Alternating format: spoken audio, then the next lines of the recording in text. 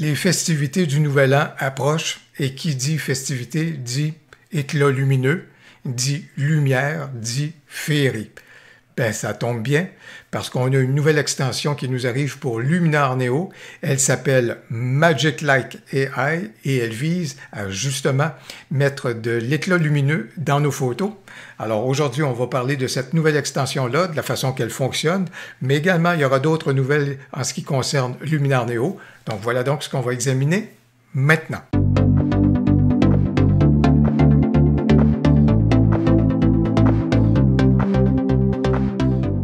Avant qu'on plonge dans l'extension, ça vaut la peine de faire un détour, en particulier pour ceux qui utilisent Luminar Neo avec Windows. Les gens qui utilisent Luminar Neo avec Mac, vous avez déjà accès à certaines fonctions dans le souterrain du logiciel, mais pour Windows, ça vient de faire son arrivée. Alors pour aller voir ces possibilités-là, on va aller dans Luminar Neo, juste ici, Fichier, et on va aller dans les préférences. Et là, vous avez donc un panneau qui vient de s'ouvrir et ce sont des paramètres qui peuvent nous permettre d'optimiser la performance du logiciel. Je vous dirais en particulier, dans ce cas ici, utiliser le processeur graphique, je vous suggère de le choisir, oui, de le mettre à on. Au niveau de la mise en cache à 1 GB, ça m'apparaît tout à fait correct. Et la sauvegarde automatique, bien, vous pouvez venir indiquer à quelle fréquence est-ce que vous voulez que celle-ci opère.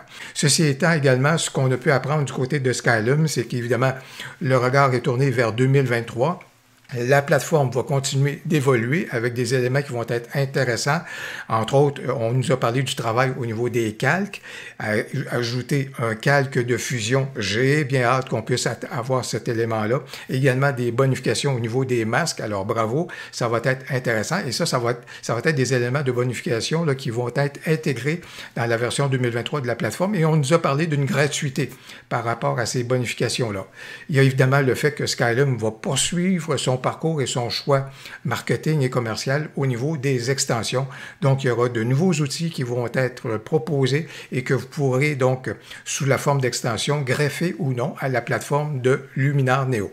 Alors, au niveau de l'extension, vous avez déjà pu voir l'effet que l'extension amène dans la photo. Ça amène donc un effet étoilé sur les sources de lumière. Et à ce titre-là, ça ressemble exactement à ce qu'on est en mesure d'obtenir lorsqu'on fait appel donc à un filtre spécialisé, un filtre étoilé, qui, comme dans le cas de cette photo-ci, a donné cette résultante.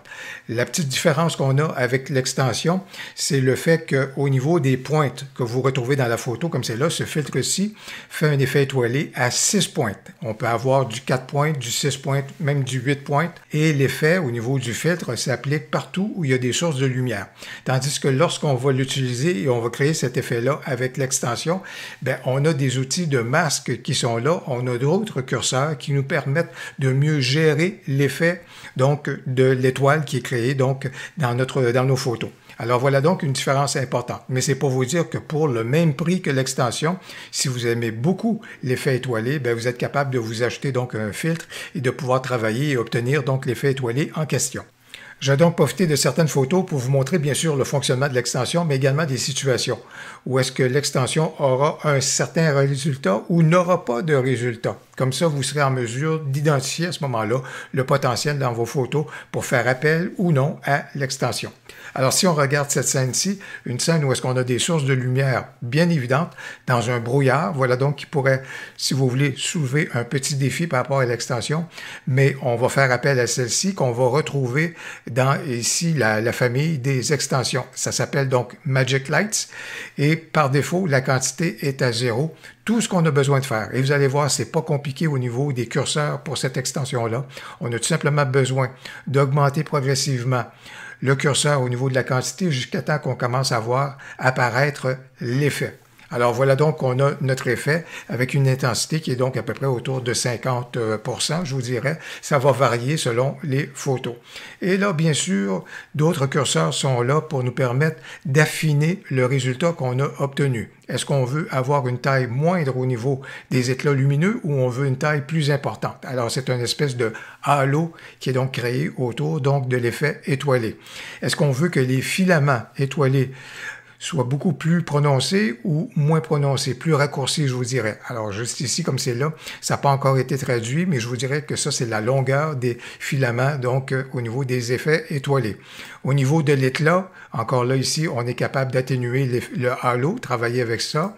Dans ce cas ici, à ce moment-là, c'est un effet de précision. Dans ce cas ici, vous le voyez en anglais, mais j'espère qu'on parlera ici en français. Comprenez-le comme une espèce d'effet donc de précision qu'on peut souhaiter ou non au niveau de notre éclat lumineux.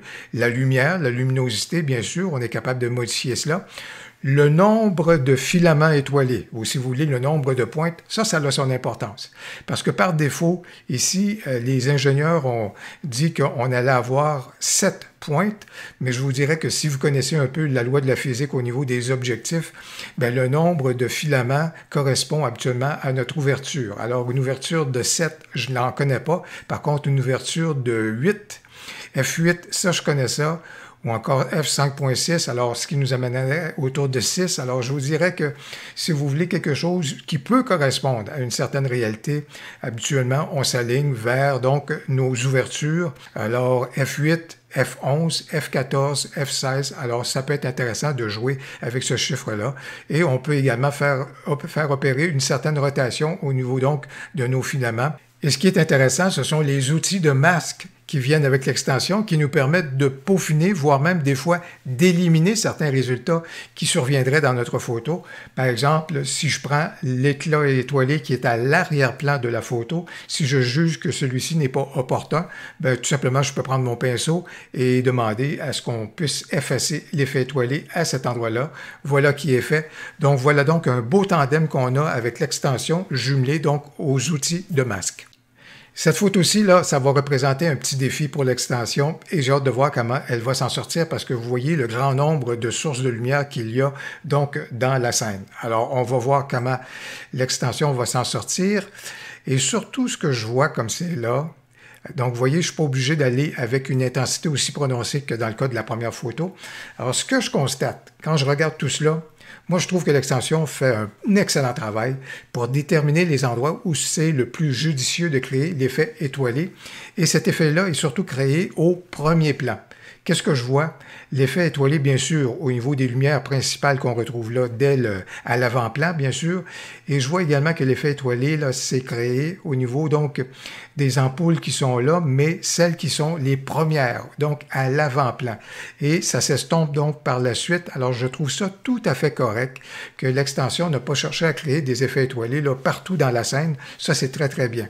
De même, vous le voyez juste ici, dans le haut, à droite, l'extension a jugé que la source de lumière n'était pas aussi directe, n'était pas aussi assez prononcée pour avoir un effet étoilé sur cet endroit-là. Et ça m'apparaît également correct. Et surtout, je trouve que l'extension a fait un très bon travail de ne pas créer un effet étoilé juste ici avec les phares. C'était un camion de pompiers qui s'en venait dans ma direction. Alors, avec les phares qui sont là du véhicule, c'était tout à fait pertinent de ne pas créer un effet étoilé avec cette lumière-là, aussi intense soit-elle. Donc, vous pouvez donc le voir dans ce cas-ci. Excellent travail de la part de l'extension. Cette photo-ci va nous permettre de comprendre l'un des principes de fonctionnement de l'extension, de même que l'une de ses limites. Alors, si je cherche à apporter un effet étoilé dans cette photo-ci, et encore faut-il se poser la question, est-ce que c'est vraiment pertinent d'apporter l'effet étoilé, surtout lorsqu'on regarde le propos de cette photo-là, qui est avec une atmosphère qui est trouble, milieu de nuit, avec un brouillard qui est assez épais, tout ça, et avec cette silhouette-là qui déambule au milieu de la rue. Est-ce qu'on veut vraiment apporter de la féerie dans la photo? Il faut toujours se poser la question sur la pertinence, donc, d'apporter cet effet-là. Mais toujours est-il, si jamais on souhaite le faire, eh bien, pour apporter, si je veux créer l'effet étoilé, il va vraiment falloir que je pousse l'extension à son maximum pour qu'il y ait un petit effet étoilé fort timide qui soit apporté donc au milieu donc de la photo. Vous pouvez voir que l'effet étoilé n'a pas été apporté sur aucune autre source de lumière parce que celles-ci sont diffuses, sont cachées, sont derrière certains éléments, donc soit le brouillard ou encore le couvert forestier qui est là dans le haut. Alors, ce qu'il faut comprendre, c'est que l'extension a besoin d'avoir des sources de lumière qui soient franches et évidentes pour bien opérer. Et avec cette photo-ci, on va découvrir un autre principe de fonctionnement de l'extension. La scène ici, c'est un des plus beaux endroits dans le Vieux-Montréal avec cette ruelle-ci et ses lampadaires. Lorsque ceux-ci sont illuminés, c'est magique. Et voilà pourquoi je pense que c'est tout à fait pertinent d'apporter un peu de féerie donc sur ces lampadaires-là. Je vais donc demander à l'extension d'opérer. Je pousse, je pousse, je pousse, je pousse à fond et il n'y a rien qui se passe. Aucun effet étoilé ne vient s'appliquer. Pourquoi? Parce que dans ma photo à l'origine, je vous la montre. Regardez, ça c'est ma photo à l'origine. Ce que j'ai fait, j'ai donc simulé et utilisé la technique du Dodge and Burn pour créer des halos, réchauffer le tout et donc créer cette impression-là que les lampadaires sont illuminés.